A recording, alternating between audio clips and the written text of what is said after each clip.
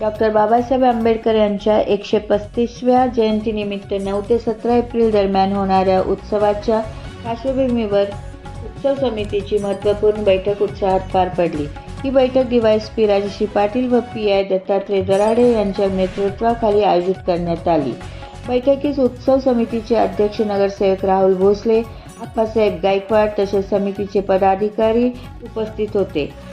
यावेळी वेळेचे पालन, शिस्तीचे काटेकोर पालन, डॉल्बीच्या वापरावर नियंत्रण, महिला सुरक्षा, वाहतूक व्यवस्थापना तसेच उत्सव शांततेत व सुव्यवस्थित पार पाडण्यासाठी आवश्यक उपाययोजनांवर सविस्तर चर्चा करण्यात आली।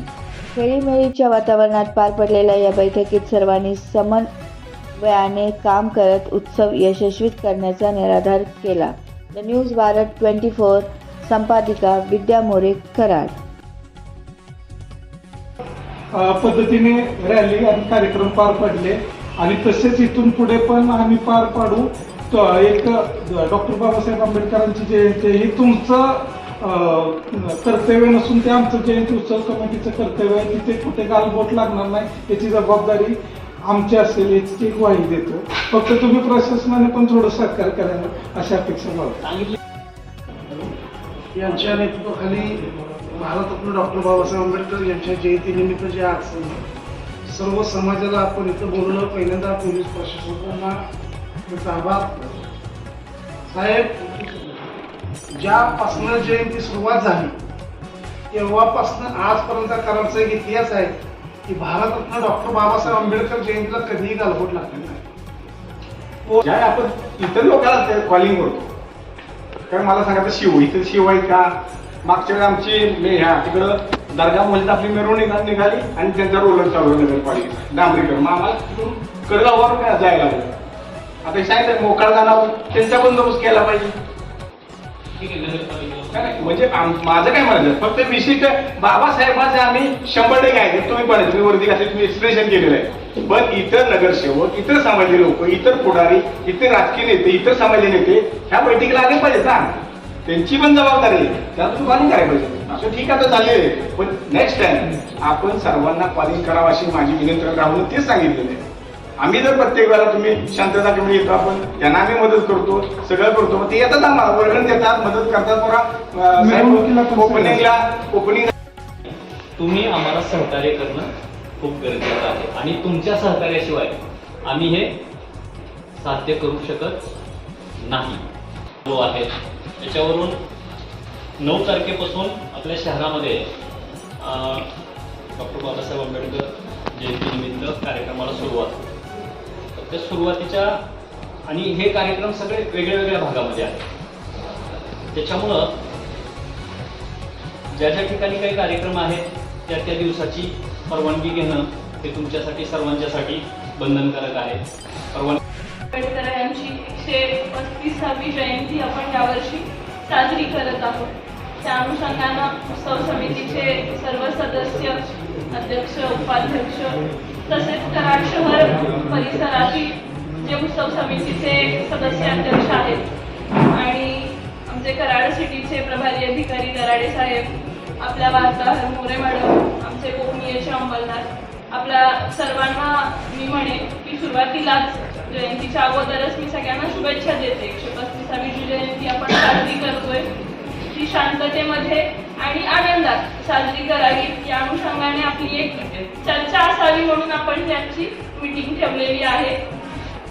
पोलिसांचं काम आहे की कायदा व सुव्यवस्था राखणं, त्यामध्ये कायदा व सुव्यवस्था राखताना संख्या फार कमी असते पोलिसांची, तर ती सामूहिक जबाबदारी समजून उत्सव कमिटीने सुद्धा आपल्याच समाजाची आपण सुरक्षा बघत असतो म्हणून एक पोलिसांचे मित्र म्हणून काम करावं अशी आपली एक अपेक्षा आहे, ती मी आपल्याला सुरुवातीला या मीटिंगच्या माझ्या मनोगतामध्ये बोलून दाखवत आहे।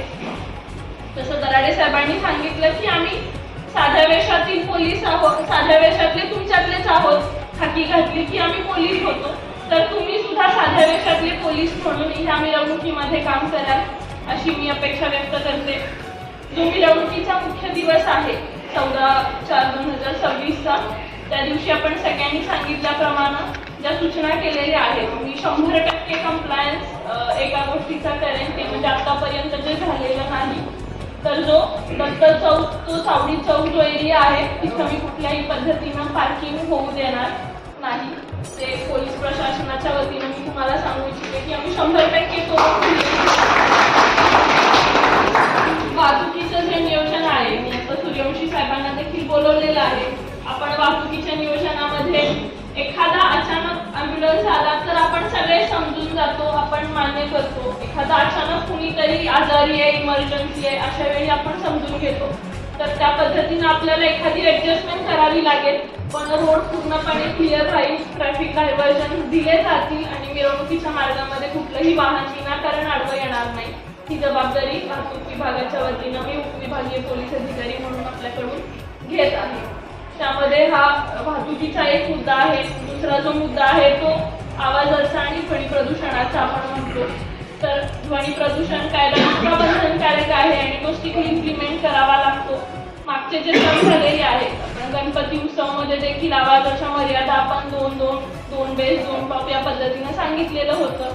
त्यामध्ये सुद्धा काही जणांनी उल्लंघन करून 4 बेस 4 टॉप या पद्धतीनं काही मंडळांनी लावलेलं होतं. तर आपण त्याच्यामध्ये ध्वनी प्रदूषणचं जे एक मीटर असतं सरकारी, त्या पद्धतीनं आपण त्याचे मीटर रिडिंग घेतलेले आहेत. त्या सर्व मंडळांच्या अध्यक्षांना आणि डीजेचे जे कोणी चालक मालक आहेत त्या सगळ्यांना आपण नोटीस बजावत आहोत. त्याच्यामध्ये काही त्रुटी होत्या. यावर्षी माननीय पोलीस अधीक्षक सरांनी दिलेल्या सूचनांप्रमाणे ध्वनी प्रदूषण होऊ नये अशी एक आपल्या जिल्हा प्रशासनाची आणि कलेक्टर सरांची देखील अपेक्षा आहे. त्या पद्धतीने आपण मागच्या वर्षीच्या नोटीस सुद्धा बजावत आहोत.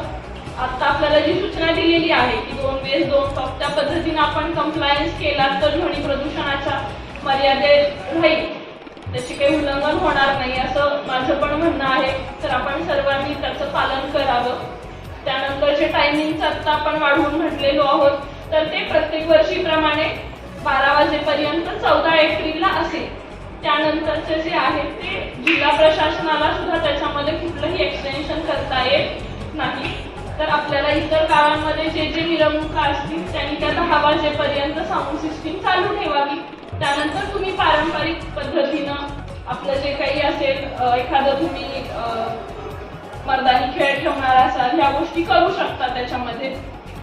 पण जे साऊंड सिस्टीम आहे ती आपल्याला 10 वाजेपर्यंत चालू राहील. ह्या बाबतीत स्ट्रिक्टली फॉलो करावं लागेल आणि माझी ती आपल्या सगळ्यांना विनंती राहील. या काळामध्ये मी म्हणेन की 100% समाज हा चांगल्या पद्धतीनं वागतो का, तर काही एखादा समाजकंटक कुठेतरी असतो. आता आंबेडकर जयंतीचं निमित्त असतं, पण कुणीतरी एखादा सोशल मीडियावरती एखादा चुकीचा मेसेज व्हायरल करतं, काहीतरी कुठेतरी अपशब्द वापरतं. तर मी सर्व समाज म्हणून आणि उत्सव समितीचे तुम्ही सर्व प्रभारी म्हणून मी तुम्हाला सगळ्यांनाच विनंती करेन की असा एखादा विषय असेल तर आपण जरूर पोलीस प्रशासनाला अगोदर कळवावं, पोलीस प्रशासनाशी चर्चा करावी, आपण त्याच्यामध्ये योग्य कायदेशीर कारवाई करू. पण त्याच्यातून कुठेही पुढे जाऊन कायदा सुव्यवस्थेचा प्रश्न निर्माण होणार नाही, ह्याच्यासाठी आपण सगळ्यांनी जबाबदारी घ्यावी असं माझं एक आपल्याला आवाहन राहील. त्यानंतर या मिरवणुकीमध्ये महिलांचं देखील प्रमाण असतं. तर आपण सगळ्यांनी आता चर्चा केल्याप्रमाणे व्यसन करून येणारे काही जण असतात. आपण जरी म्हणतो 14 एप्रिलला ड्राय डे असतो, तरी आदल्या दिवशी घेऊन ठेवणं, त्याच्या आदल्या दिवशी घेऊन ठेवणं, असेही प्रकार काही जण करतात. 100% आपण त्या लोकांवरती प्रतिबंध करायचा प्रयत्न करतो.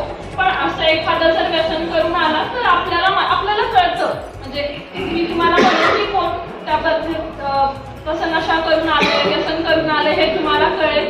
आपल्या महिलांची कुठं छेडछाड होऊ नये त्यासाठी आपण देखील पोलीस प्रशासन जे बंदोबस्ताला असतं त्यांना तशी माहिती देणं, त्या व्यक्तीला त्या मिरवणुकीमधनं बाजूला करणं, त्याला थोडंसं नशेतून बाहेर येऊ देणं आणि आपण त्याच्यावरती योग्य ती कारवाई करू शकतो. तर हे आपली सुद्धा जबाबदारी आहे. आपल्या महिलांची सुरक्षितता राखणं हे पोलीस प्रशासनाचं प्रमुख कार्य आहे. पोलीस प्रशासनाचं प्रमुख जबाबदारी आहे. तर ते आपण सगळ्यांनी मिळून ती जबाबदारी पार पाडायची आहे. मिरवणूक ही शांततेत आणि चांगल्या आनंदामध्ये साजरी होईल ही जबाबदारी पोलीस प्रशासनाचे प्रमुख म्हणून, डिव्हिजनचे प्रमुख म्हणून मी स्वतः घेतली आहे. आपण आता साठी खरं तर नगरपालिका प्रशासन सुद्धा आजच्या मीटिंगला असणं सुद्धा अपेक्षित आहे. मी स्वतः शिवसाहेबांशी बोलेन. त्या मार्गाची स्वच्छता राखणं, तिथलं सगळं जे काही झाडं आली असतील रस्त्यावरती किंवा आणखी काही अतिक्रमण टाईप असेल तर तो रोड जनावर येणार नाहीत रस्त्यावरती आणि पूर्ण म्हणजे तो रोड असतो तो डिसइन्फेक्ट करणं. त्या पद्धतीनं मी नगरपालिका प्रशासनाला शिवसाहेबांना हे बाबतीत पत्रव्यवहार पण करेन आणि स्वतः समक्ष सुद्धा या सूचना देईल. म्हणजे तो मार्गाची स्वच्छता सुद्धा राखली जाईल. आपल्याला त्या मिरवणूक मार्गामध्ये प्रसन्नता वाटेल तिथपर्यंत आपण त्या प्रशासनाला विनंती करूया. या व्यतिरिक्त जर आपल्याकडून नॉईज पोल्युशनचं जर उल्लंघन झालं तर पुन्हा मी सांगितलं त्या पद्धतीनं की आपल्याला वरूनच आदेश येतात की जर कुठे नॉईज लेवलचं उल्लंघन होत असेल तर नॉईज लेवल मीटरचा वापर करण्यात यावा. तर माझी आपल्या सगळ्यांकडनंच अशी अपेक्षा आहे की ती वेळ पोलीस प्रशासनावरती आपण आणू नका. आपले चांगले रिलेशन्स असतात आणि मग तेवढा एक मीटर बघितला की तुम्ही सगळे डिस्टर्ब होतात की बाबा हे काय चाललंय, पोलीस प्रशासन असं का करतंय. तर हे सगळं आम्हाला आमच्या फ्रेमवर्कमध्ये तयार असतं की आपल्याला कुठे काय करायचंय. जर आपल्याकडून नॉईज लेवलचं कुठेही उल्लंघन नाही झालं तर आम्हाला ती नॉईज लेवल मीटर वापरण्याची वेळच येणार नाही. एक समाजाचाच भाग आहोत आणि उलट जो कायदा लिहिला गेला त्या कायद्याचं पालन करण्यासाठी आणि पालन करून घेण्यासाठी आम्हाला नेमलेला आहे. म्हणजे खरं तर कायद्याचा मान राखणं हीच आपण जयंतीनिमित्त डॉक्टर बाबासाहेब आंबेडकरांची चांगली जयंती साजरी केली अशा पद्धतीनं आपण म्हणू शकतो. तर माझं आजचं जे काही मनोगत होतं ते मी थोडक्यात संपवते. आपण सर्वांनी मिळून 14 एप्रिलला चांगल्या पद्धतीनं शांततेमध्ये मिरवणूक पार पाडू. जे आपल्याला आता शब्द दिलेले आहेत त्याचं मी 100% पालन करेन आणि 13 तारखेला जी मानवंदना आहे त्याच्यासाठी पोलीस प्रशासन म्हणून आम्ही सर्वजण हजर असू. जयंती कायद्यात राहून आपण साजरी करतच आहात आणि कायद्यात राहूनच साजरी करणार आहे ही जी ग्वाही दिली प्रशासनाला त्याबाबत सुद्धा मी आपला आभारी आहे. त्याची मीटिंग संपली. जय